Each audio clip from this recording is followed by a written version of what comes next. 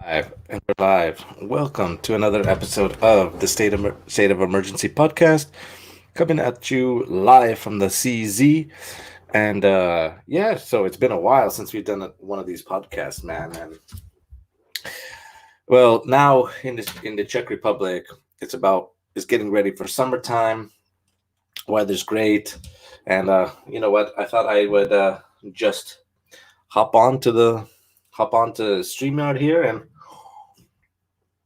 have a podcast.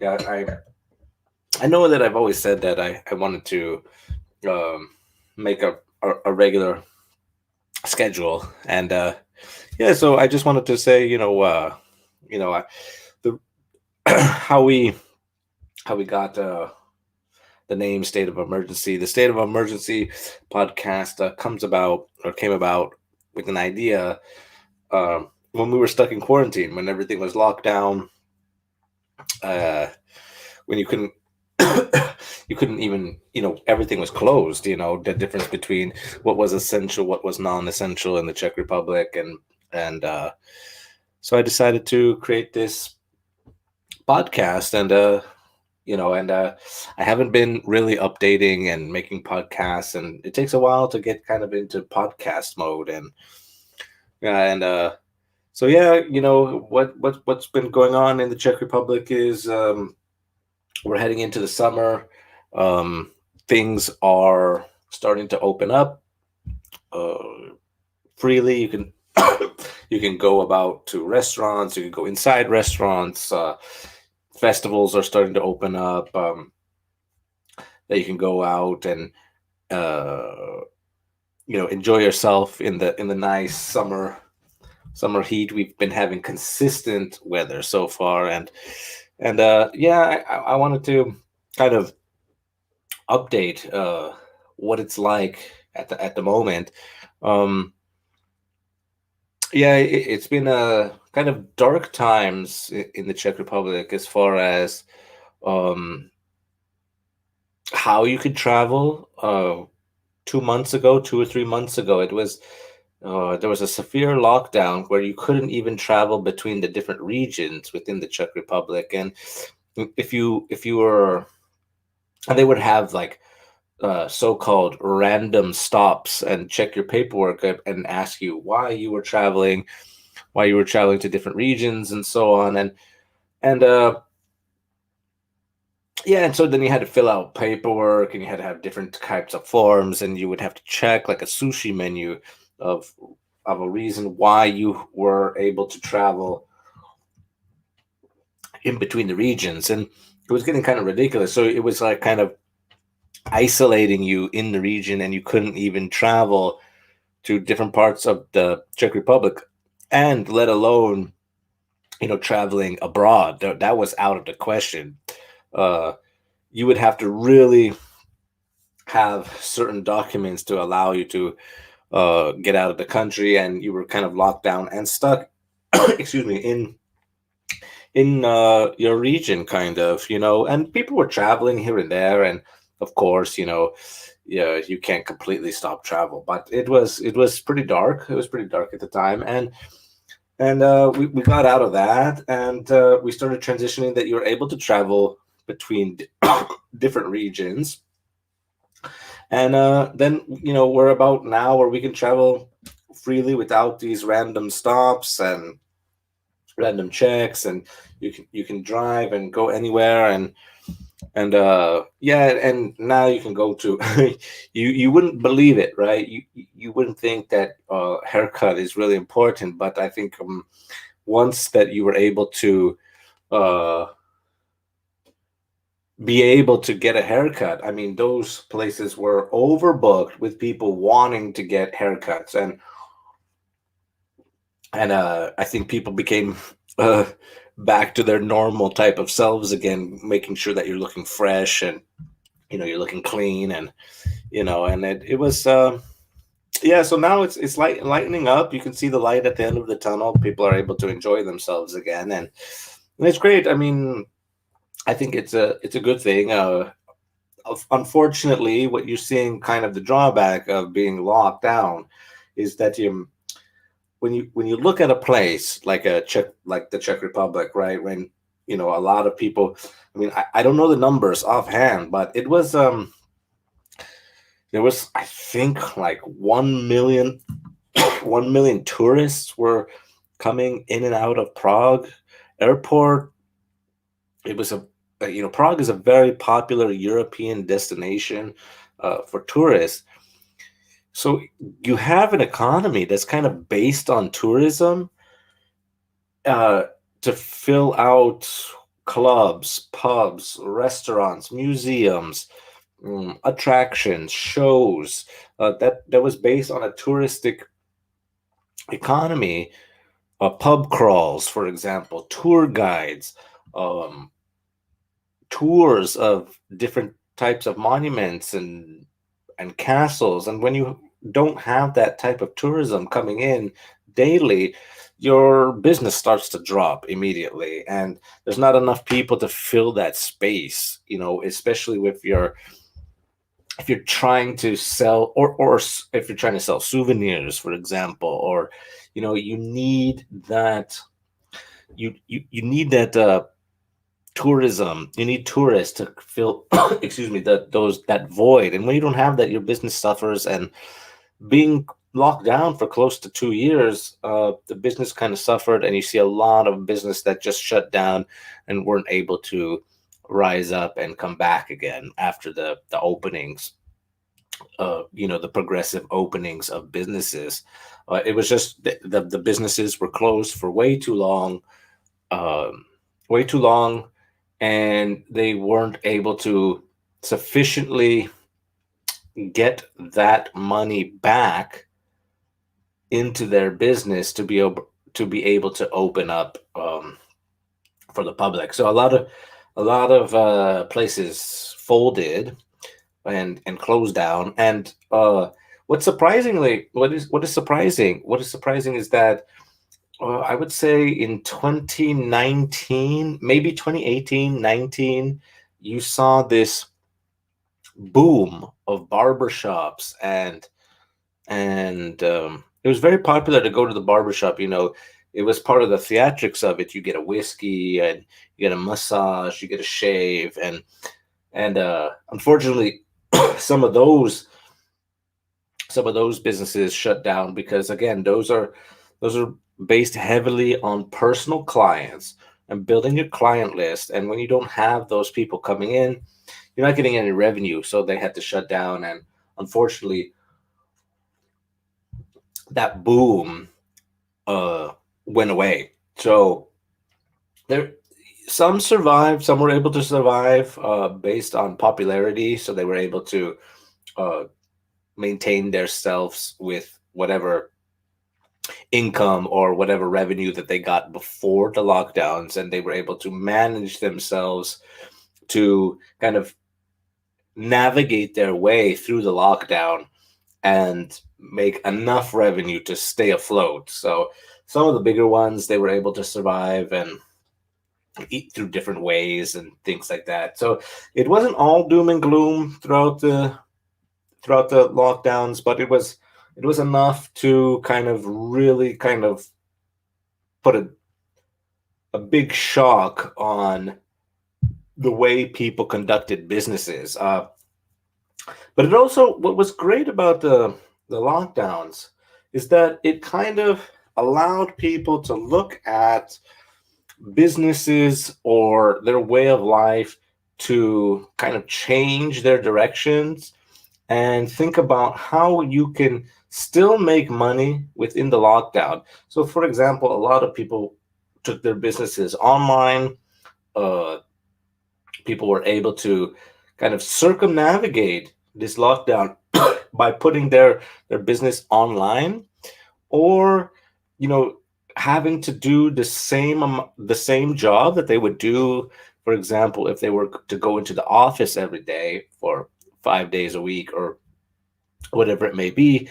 They were able to take at least more time with home office, and being at home office, self-isolating. And actually, it was a study that showed that the people that were at home office were actually just as productive if not more productive, if they were at than if they were at the office. So it was great that they were able to um, take home office. And I think that's very important for people to realize that if we have to work and go to it was you started to see the creativity of people when people were left to their own devices at home, right?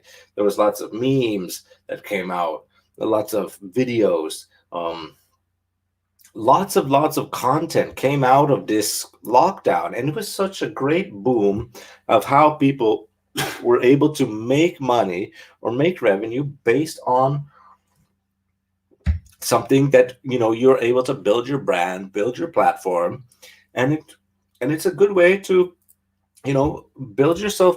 A lot of people started to work out. A lot of people decided to create a lot of different content that was able to survive during this lockdown. Now, unfortunately, in the beginning, of course, it took a toll, on people, right? Mentally, physically, and it was kind of the dark days when this whole pandemic started, and you could see that people's mental health were suffering. Uh, it was articles were coming out that people were bored, people didn't know what to do with themselves because people were used to being in this. And the reason why I think, okay, this is only a theory, right? I think the reason why people were so um, bored or didn't know what to do, because I think a lot of people based their identity around their work. So, and people were so used to working, for example, 8 to 6, 9 to 5, from Monday through Friday, every day. And people were used to this routine of that I have to show up to a place of work, uh, do whatever I do for that amount of time, go home and do it again the same day. So, sorry, the next day. So, people were used to this kind of schedule that they base their lives around their work. Their work became their identity. Now, once you took the work out of that program, there was a void, right? Because from 9 to 5, you should be at this place and you should be doing some type of job. But now from 9 to 5, you had this immense freedom. It was like you were, for a lack of a better term, but you were emancipated from this type of cyclical job, and people didn't know how to handle that. People didn't know how to uh, deal with the fact that now there's this void that needs to be filled with something, and people didn't know how, and people still don't know how to fill that gap with things to do. So they, that's where the breakdown of mental health, breakdown of people bored, people were just craving for something to do. Because if you think about it, that's an 8-hour block in your day that you're at this one place doing this one job, and now you have 8 hours free, and you could do whatever you want, but you didn't know what to do because that time was already blocked from something that you're supposed to be doing. And I think after people got used to the fact that you had to stay at home, you didn't have to go to the place of work at that time. There were restrictions of how to, get to work, what to do at work, uh, and things of that nature. Once people got used to the fact that this 8 hours of their day can be used for something creative, I think a lot of people created something good for uh, content, especially on internet content. I mean, there was funny jokes and funny memes, but anyway, so that's, I think, what is, something that's good out of that, out of something that's so dark. You got people's creativity, you got people, you know, being able to have conversations, um, and really you started to see this kind of slow down of pace of people, right? It wasn't such a rat race anymore. People tended to slow down. People started to talk to one another. People's sense of community got a little bit better. Now that's only the place that that the area that I'm used to in the Czech Republic. That's how it was or is now. Uh, I can't speak for the rest of or wherever the excuse me, wherever the listeners are listening. You know, from. I don't know how it is, at the moment wherever you're from, but I want to ask this question. And the question I have is, did you notice any type of difference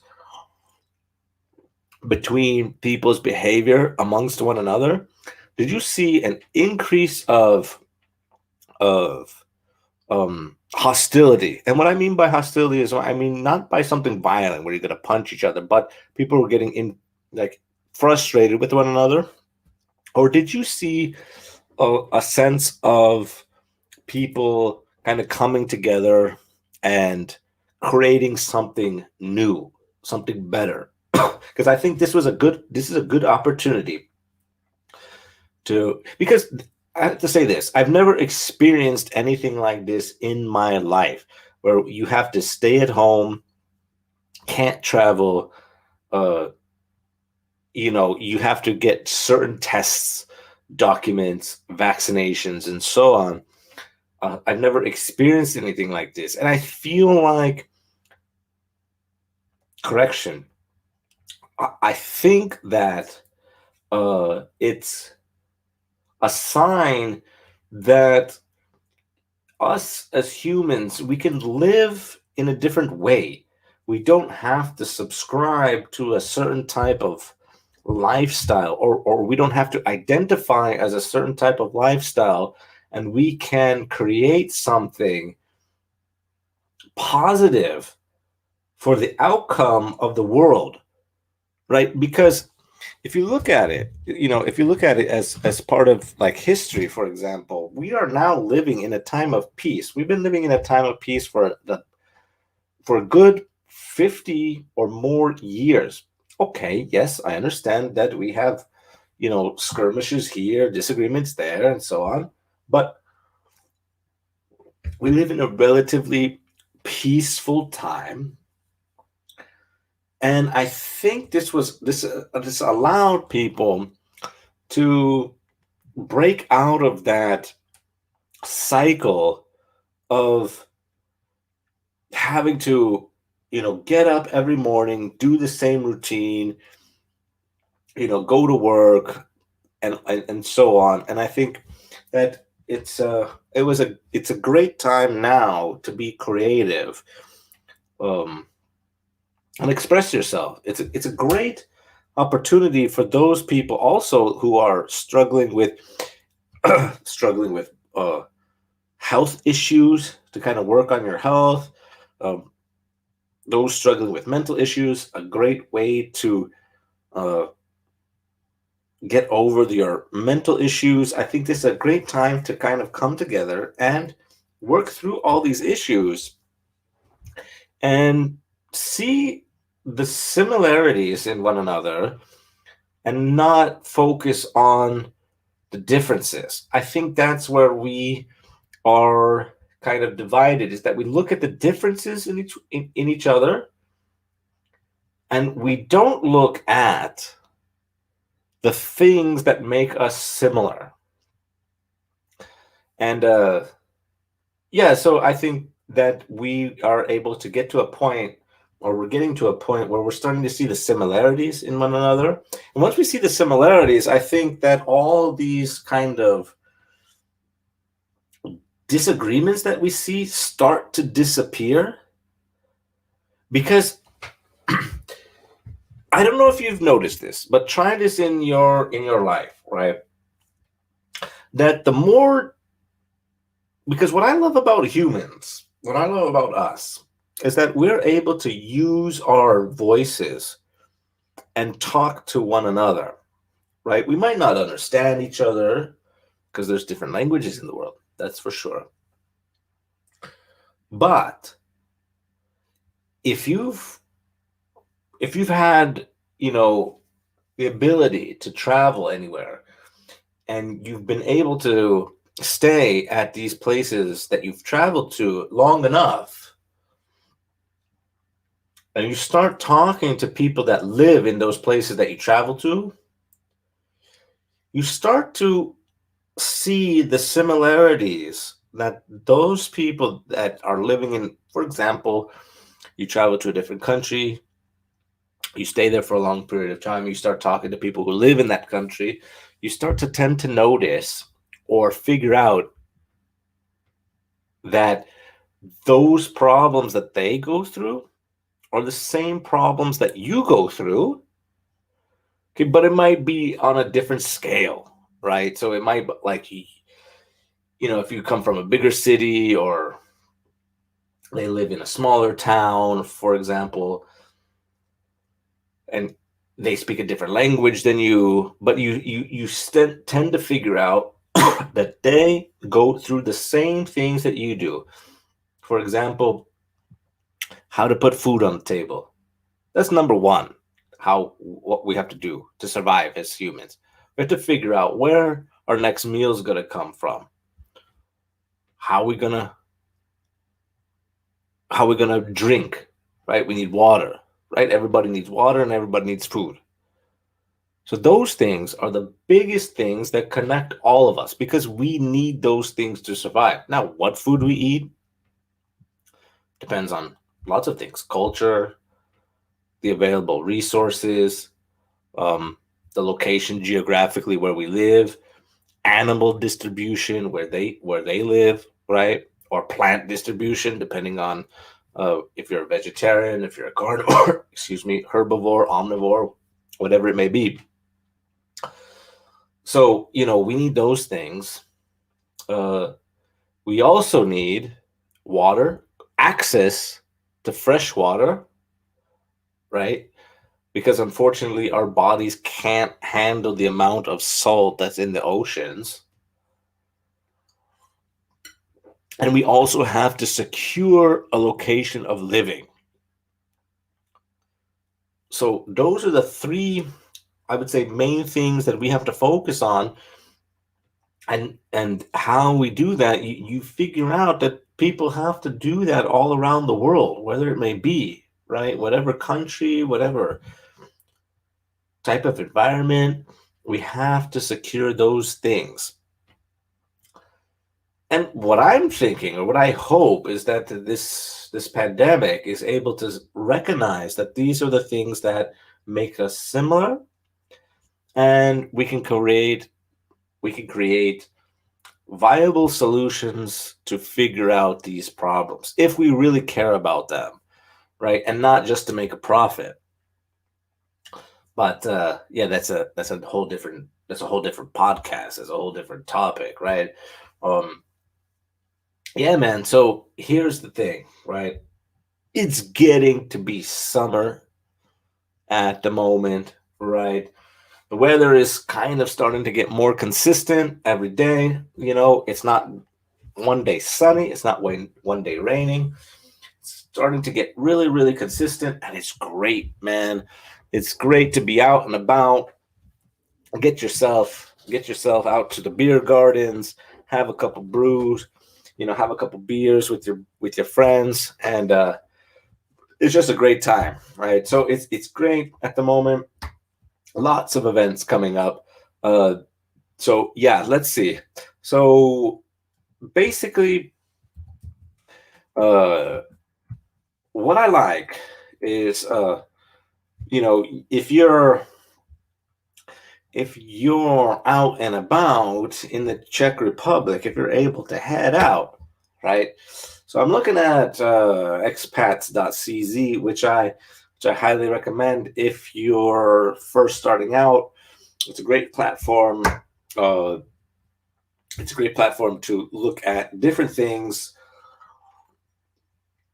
that are happening around the Czech Republic. It gives you information about what you can do with your family, work, housing, events, culture, traveling, whatever you want to do in the Czech Republic. It's a great platform to check out.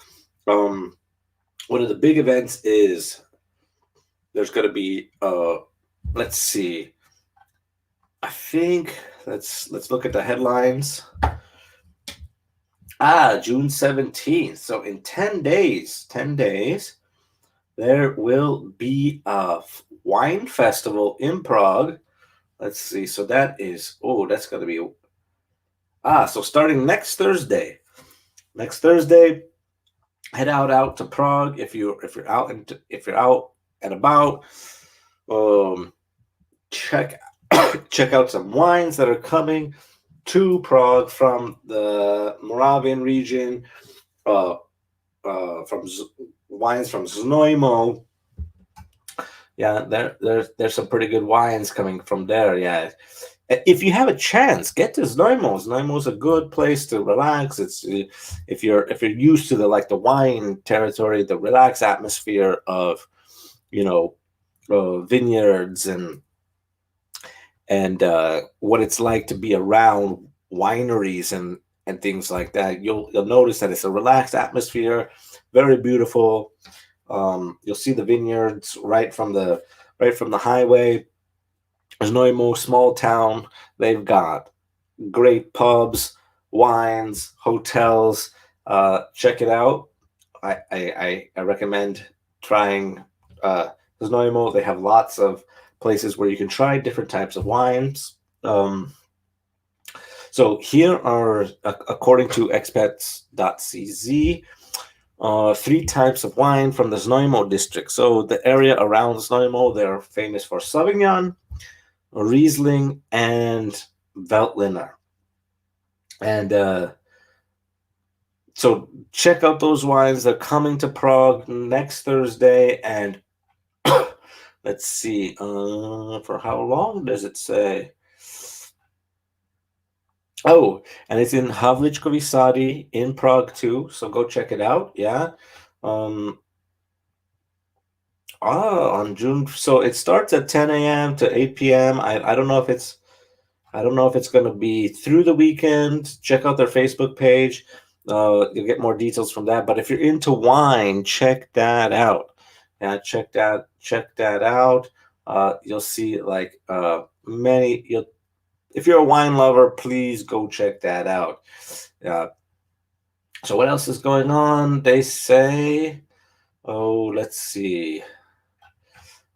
Here's another headline that I see. And this was on the Czech news as well. This was on, I think it was part of Prima News. I think that the children's tram inside the Prague Zoo is going to be working, or it's already resumed working after 2 years. So if you're interested in going to the Prague Zoo, check out the Prague Zoo. It's a great place for kids if you've got kids. And yeah, so it's resumed its operation. So check that out. Kids love it. They had a whole segment on it on Czech TV. I think it's a great way to enjoy being outside and kids being able to ride the tram. Yeah, so they get that experience of riding the tram. So it's a good time. Yeah, Prague Zoo is always a good time. What else is going on in the Czech Republic right now? Starting into the summer. Well, the summer is kind of great. Yeah, because all the types of events are coming up. When I hear about another event, I will jump on the podcast and talk about what the events are coming up. So let's check what's going on. As far as kind of what is going on, and it looks like they're having a discussion at the moment about what more relaxations or more openings up are going to be. I think they're gonna. I think let's see. Excuse me. I think they're gonna open up, or they're going to talk about the changes of what's going to happen. Um. Oh, I see. So there's lots of lists of things that are going to change until the end of um and the end of June and the start of July.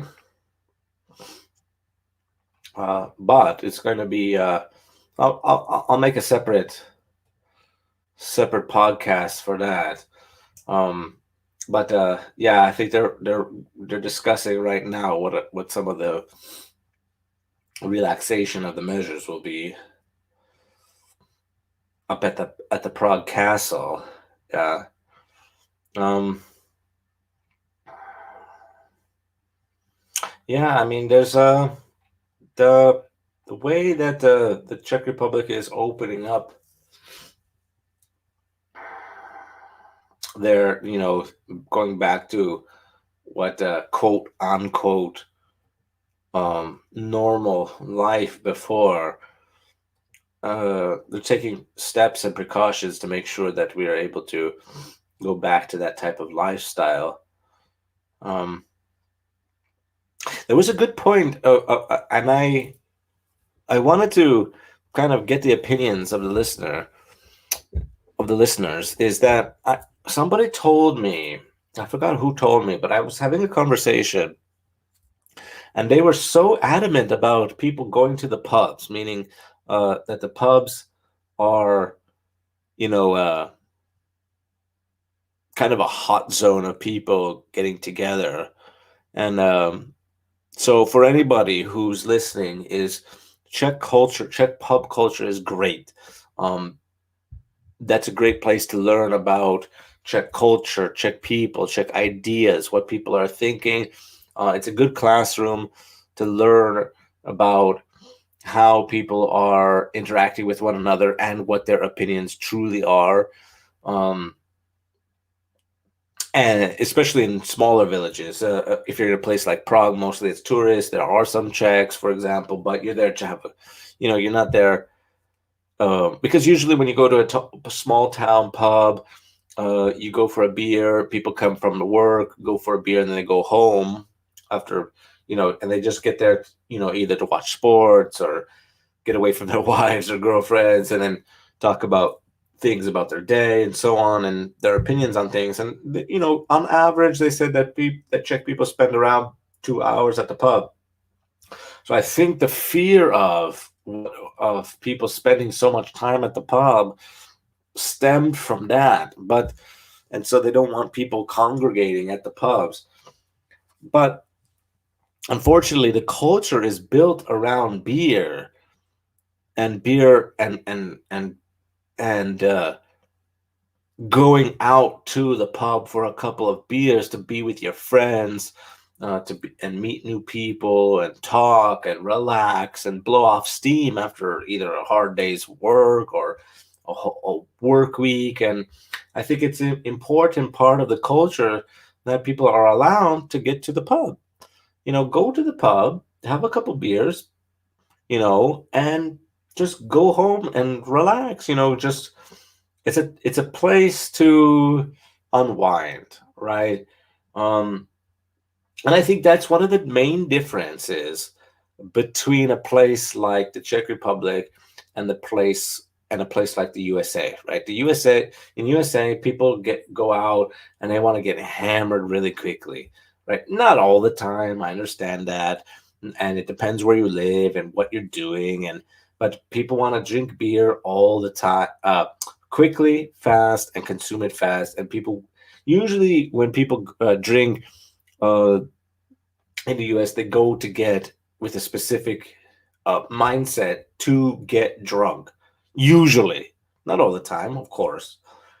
In the Czech Republic, it's as well, right? People, if you but it depends, right?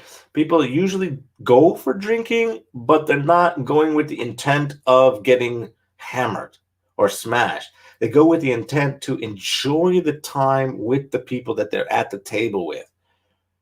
And I think that's the main difference, right? Because the drinking becomes secondary. Yeah, you've got beer and you're there and drinking beer, which is alcoholic, of course, or non-alcoholic if you're driving, right?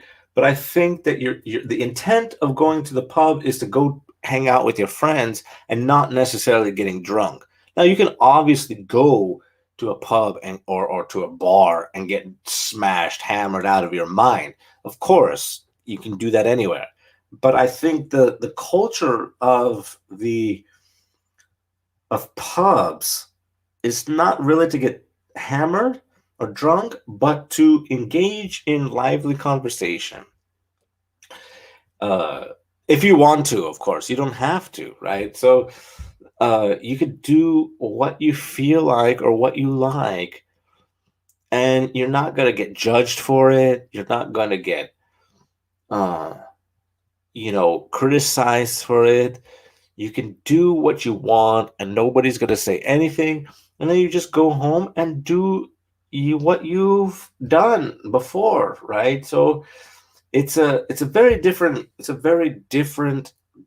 approach to life. Um,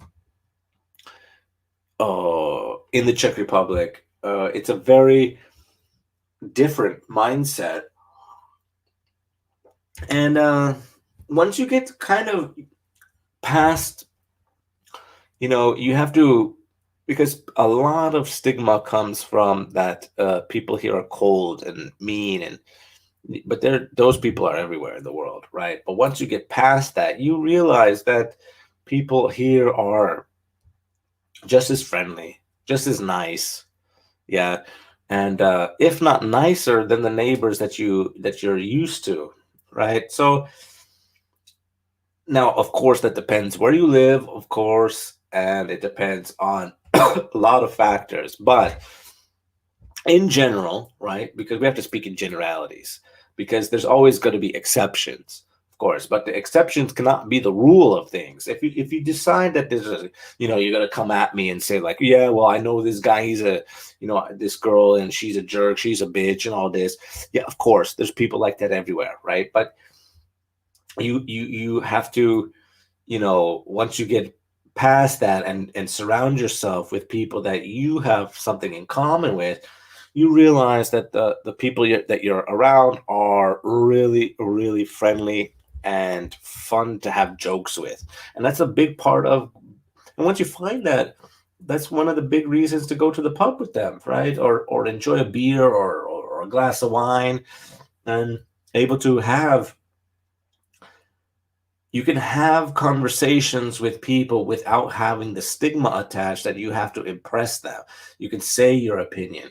You can say uh, an unpopular opinion. You can say a joke. You can say a mildly offensive joke. You can say uh, whatever you want to say without the repercussions of having to watch what you say and be judged for it. And that's what's great, right? Because I think when we're in this day and age of what we want to talk about free speech and how to use free speech and how people want to dictate what you're supposed to say, because we're in this politically correct atmosphere, right? Because you want to have that ad revenue, or you want to get that, you have to self-censor yourself because you are in a position where you don't know what type of, because especially when we're living in a cancel culture, right? You're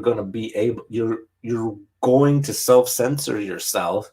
And I think that is kind of detrimental to the fact that we have, or that it's written that you're able to have free speech and to be able to express your ideas, right? And have that other person express their ideas. And if you disagree with that person, you don't cancel them.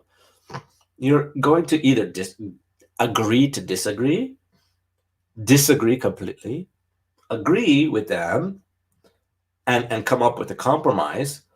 And then you're going to go about your business. There's no going to be any repercussions of, yeah, okay, this is toxic, this is, you know, hate speech, and so on. No, you're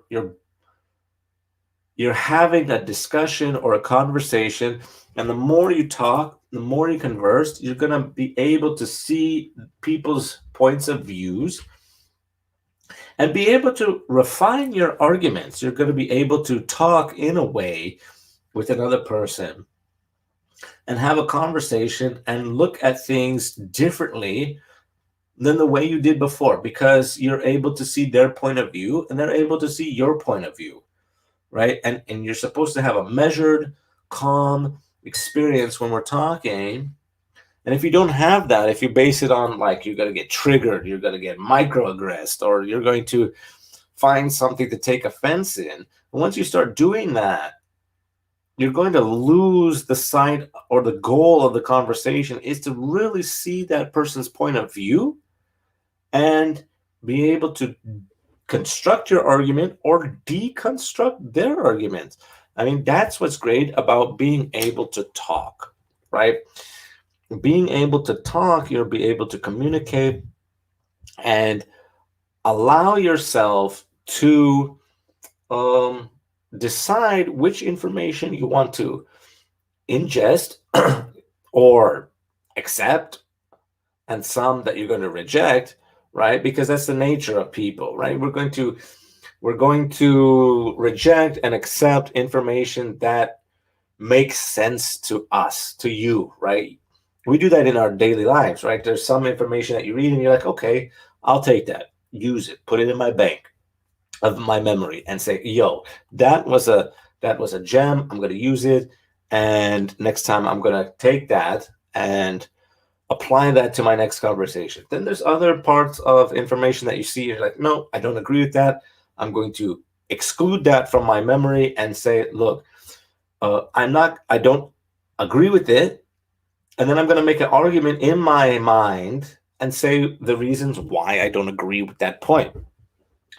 So I think that's a good basis to start with the conversation, uh, especially when you're dealing with, people that wouldn't agree with you in the first place, right? Because everybody starts from some type of point of view, and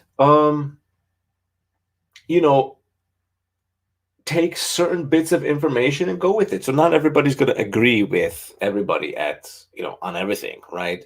um but yeah, so what we're going to do is we're going to upload on this podcast.